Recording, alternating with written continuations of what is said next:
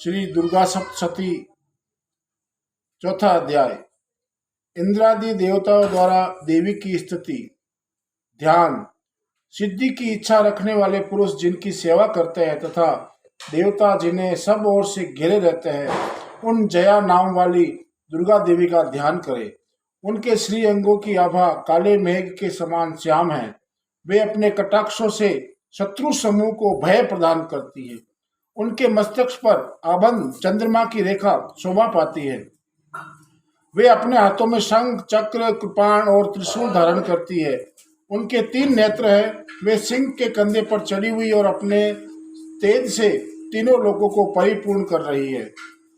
ऋषि कहते हैं, अत्यंत पराक्रमी दुरात्मा महिषासुर तथा उसकी दैत्य सेना के देवी के हाथ से मारे जाने पर इंद्र आदि देवता प्रणाम के लिए गर्दन और कंधे झुकाकर उन भगवती दुर्गा का उत्तम वचनों द्वारा स्तवन करने लगे। उस समय उनके सुंदर अंगों में अत्यंत हर्ष के कारण रोमांच हो आया था। देवता बोले, संपूर्ण देवताओं की शक्ति का समुदाय ही जिनका स्वरूप है तथा जिन देवी ने अपनी शक्ति से संपूर्ण जगत को व्याप्त कर रखा है, समस्त देवता और महर्षियों की पूजनिया उन जगदम्बा को हम भक्ति पूर्वक नमस्कार करते हैं। वे हम लोगों का कल्याण करें। जिनके अनुभव, प्रभाव और बल का वर्णन करने से भगवान शेषनाग, ब्रह्मा जी और महादेव जी भी समर्थ नहीं हैं, वे भगवती चंडिका संपूर्ण जगत का पालन एवं अशुभ भय का नाश करने का विचार करें। जो पुण्यात्माओं के घरों में स्वयं ही लक्ष्मी रूप से, पापियों के यहाँ दरिद्रता रूप से, शुद्ध अंतकरण वाले पुरुषों के हृदय में बुद्धि रूप से, सत्य पुरुषों में श्रद्धा रूप से तथा कुलीन पुरुषों में लज्जा रूप से निवास करती है, उन आप भगवती दुर्गा को हम नमस्कार करते हैं। देवी, आप संपूर्ण विश्व का पालन कीजिए। देवी, आपके इस अचिंत्य रूप का, असुरों का नाश करने वाले भारी पराक्रम का तथा समस्त देवता और दैत्यों के समक्ष युद्ध में प्रकट किए हुए आपके अद्भुत चरित्रों का हम किस प्रकार वर्णन करें। आप संपूर्ण जगत की उत्पत्ति में कारण हैं। आप में सत्व गुण, रजोगुण और तमोगुण, ये तीनों गुण मौजूद है, तो भी दोषों के साथ आपका संसर्ग नहीं जान पड़ता। भगवान विष्णु और महादेव आदि देवता भी आपका पार नहीं पाते। आप ही सबका आश्रय है। हम ये समस्त जगत आपका अंशभूत है, क्योंकि आप सबकी आदिभूत अव्याकुलता परा प्रकृति है। देवी, संपूर्ण यज्ञों में जिसके उच्चारण से सब देवता तृप्ति लाभ करते हैं, वह स्वयं आप ही है। इसके अतिरिक्त आप पितरों की भी तृप्ति का कारण है, अतएव सब लोग आपको स्वधा भी कहते हैं। हे देवी, जो मोक्ष की प्राप्ति का साधन है, अचिंत्य महाव्रत स्वरूपा है, समस्त दोषों से रहित, जितेंद्रिय, तत्व को ही सार वस्तु मानने वाले तथा मोक्ष की अभिलाषा करने वाले मुनिजन जिसका अभ्यास करते हैं, यह भगवती पराविद्या आप ही है। आप शब्द स्वरूपा है, अत्यंत निर्मल ऋग्वेद, यजुर्वेद तथा उद्गीत के मनोहर पदों के पाठ से युक्त सामवेद का भी आधार आप ही है।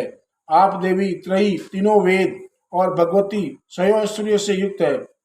इस विश्व की उत्पत्ति एवं पालन के लिए आप ही वार्ता, खेती और आजीविका के रूप में प्रकट हुई है। आप संपूर्ण जगत की घोर पीड़ा का नाश करने वाली है। देवी, जिससे समस्त शस्त्रों के सार का ज्ञान है, वह मेघा शक्ति आप ही है। दुर्गम भवसागर से पार उतारने वाली नौका रूप दुर्गा देवी भी आप ही है। आपकी कहीं भी आसक्ति नहीं है। केटव के शत्रु भगवान विष्णु के वक्ष स्थल में एकमात्र निवास करने वाली भगवती लक्ष्मी तथा भगवान चंद्रशेखर द्वारा सम्मानित गौरी देवी भी आप ही है। आपका मुख मंद मुस्कान से सुशोभित, निर्मल, पूर्ण चंद्रमा के बिंब का अनुकरण करने वाला और उत्तम सुवर्ण की मनोहर कांति से कमनीय है। तो भी इसे देखकर महिषासुर को क्रोध हुआ और सहसा उसने उस पर प्रहार कर दिया। ये बड़े आश्चर्य की बात है। देवी, वही मुख जब क्रोध से युक्त होने पर उदय काल के चंद्रमा की भांति लाल और तनी हुई भौं के कारण विकराल हो उठा, तब उसे देखकर जो महिषासुर के प्राण तुरंत नहीं निकल गए, वह उससे भी बढ़कर आश्चर्य की बात है, क्योंकि क्रोध में भरे हुए यमराज को देखकर भला कौन जीवित रह सकता है। देवी, आप प्रसन्न हो। परमात्मा स्वरूप आपके प्रसन्न होने पर जगत का अभ्युदय होता है। और क्रोध में भर जाने पर आप तत्काल ही कितने कुलों का सर्वनाश कर डालती है। ये बात इसी अभी अनुभव में आई है, क्योंकि महिषासुर की ये विशाल सेना क्षण भर में आपके कोप से नष्ट हो गई। सदा अभ्युदय प्रदान करने वाली आप जिस पर प्रसन्न रहती है, वही देश में सम्मानित है। उन्हीं को धन और यश की प्राप्ति होती है। उन्हीं का धर्म कभी शिथिल नहीं होता तथा वही अपने हष्ट पुष्ट स्त्री पुत्र और भृत्यों के साथ धन्य मान जाते हैं। देवी आपकी ही कृपा से पुण्यात्मा पुरुष प्रतिदिन अत्यंत श्रद्धा पूर्वक सदा सब प्रकार के धर्मानुकूलन कर्म करता है और उसके प्रभाव से स्वर्ग लोक में जाता है। इसलिए आप तीनों लोकों में निश्चय ही मनोवांछित फल देने वाली है। माँ दुर्गे आप स्मरण करने पर सब प्राणियों का भय हर लेती है और स्वस्थ पुरुष द्वारा चिंतन करने पर उसे परम कल्याणमय बुद्धि प्रदान करती है। दुख दरिद्रता और भय हरने वाली देवी आपके सिवा दूसरी कौन है, जिसका चित्त सबका उपकार करने के लिए सदा ही दर्याद्र रहता हो। देवी उन राक्षसों के मारने से संसार को सुख मिले तथा ये राक्षस चिरकाल तक नरक में रहने के लिए भले ही पाप करते रहे हो, इस समय संग्राम में मृत्यु प्राप्त होकर स्वर्गलोक में जाए। निश्चय ही यही सोचकर आप शत्रुओं का वध करती है। आप शत्रुओं पर शस्त्रों का प्रहार क्यों करती है? समस्त असुरों को दृष्टिपात मात्र से ही भस्म क्यों नहीं कर देती? इसमें एक रहस्य है। ये शत्रु भी हमारे शत्रुओं से पवित्र होकर उत्तम लोकों में जाए। इस प्रकार उनके प्रति भी आपका विचार उत्तम अत्यंत उत्तम रहता है। खड़ग के तेज पुंज की भयंकर दीप्ति से आपके त्रिशूल के अग्रभाग की धनीभूत प्रभा से चौंधिया कर जो असुरों की आंखें फूट नहीं गई, इसके कारण यही है कि वे मनोहर रश्मियों से युक्त चंद्रमा के समान आनंद प्रदान करने वाले आपके इस सुंदर मुख का दर्शन करते हैं।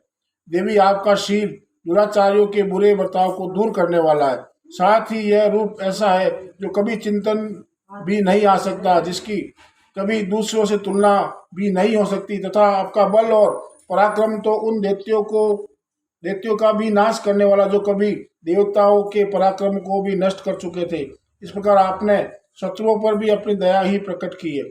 वरदायिनी देवी आपके इस पराक्रम की किसके साथ तुलना हो सकती है, तथा शत्रुओं को भय देने वाले अत्यंत मनोहर ऐसा रूप भी आपके सिवा और कहाँ है।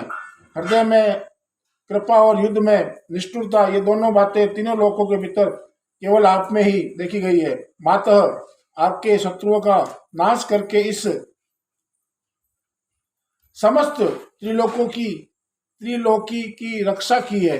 उन शत्रुओं की भी युद्ध भूमि में मारकर स्वर्गलोक में पहुंचाया तथा उन्मत्त दैत्यों से प्राप्त होने वाले हम लोगों के भय को भी दूर कर दिया है। आपका हमारा नमस्कार है। देवी आप सूल से हमारी रक्षा करे, अंबिके आप खड़ग से भी हमारी रक्षा करे, तथा घंटा की ध्वनि और धनुष की टंकार से भी हम लोगों की रक्षा करे। चंडी के पूर्व पश्चिम और दक्षिण दिशा में आप हमारी रक्षा करें, तथा ईश्वरी अपने त्रिशूल को घुमाकर आप उत्तर दिशा में भी हमारी रक्षा करें। तीनों लोकों में आपके जो परम सुंदर और अत्यंत भयंकर रूप विचरते रहते हैं, उनके द्वारा भी आप हमारी तथा इस भूलोक की रक्षा करें। अंबिके आपके कर पल्लवों में शोभा पाने वाले खड़ग शूल और गदा आदि जो अस्त्र हो, वह सबके द्वारा आप सब ओर से हम लोगों की रक्षा करें। ऋषि कहते हैं, इस प्रकार जब देवताओं ने जगन माता दुर्गा की स्तुति की और नंदन व वन के दिव्य पुष्पों और गंध चंदन आदि द्वारा उनका पूजन किया, फिर सबने मिलकर जब भक्ति पूर्वक दिव्य धूपों की सुगंध निवेदन की, तब देवी ने प्रसन्न बंदन होकर प्रणाम करते हुए सब देवताओं से कहा। देवी बोली, देवताओं, तुम सब लोग मुझसे जिस वस्तु की अभिलाषा रखते हो उसे मांगो। देवता बोले, भगवती ने हमारी सब इच्छा पूर्ण कर दी, अब कुछ भी बाकी नहीं है, क्योंकि हमारा ये शत्रु महिषासुर मारा गया। महेश्वरी, इतने पर भी यदि आप हमें और वर देना चाहती हैं, तो हम जब जब आपका स्मरण करें तब तब आप दर्शन देकर हम लोगों के महान संकट दूर कर दिया करें, तथा प्रसन्न मुखी अंबिके, जो मनुष्य इन स्रोतों द्वारा आपकी स्तुति करे, उन्हें वित्त समृद्धि और वैभव देने के साथ ही उसकी धन और स्त्री आदि संपत्ति को भी बढ़ाने के लिए आप सदा हम पर प्रसन्न रहे। ऋषि कहते हैं, राजन, देवताओं जब अपने तथा जगत के कल्याण के लिए भद्रकाली देवी को इस प्रकार प्रसन्न किया, तब वे तथास्तु कहकर अंतर ध्यान हो गई। भूपाल, इस प्रकार पूर्व काल में तीनों लोकों का हित चाहने वाली देवी जिस प्रकार देवताओं के शरीर से प्रकट हुई थी, वह सब कथा मैंने कह सुनाई। अब पुनः देवताओं का उपकार करने वाली वे देवी दृष्ट देती तथा शुभ निशुभ का वध करने तथा सब लोगों की रक्षा करने के लिए गौरी देवी के शरीर से जिस प्रकार प्रकट हुई थी, वह सब प्रसंग मेरे मुंह से सुनो। मैं उसका तुम्हें यथावत वर्णन करता हूँ।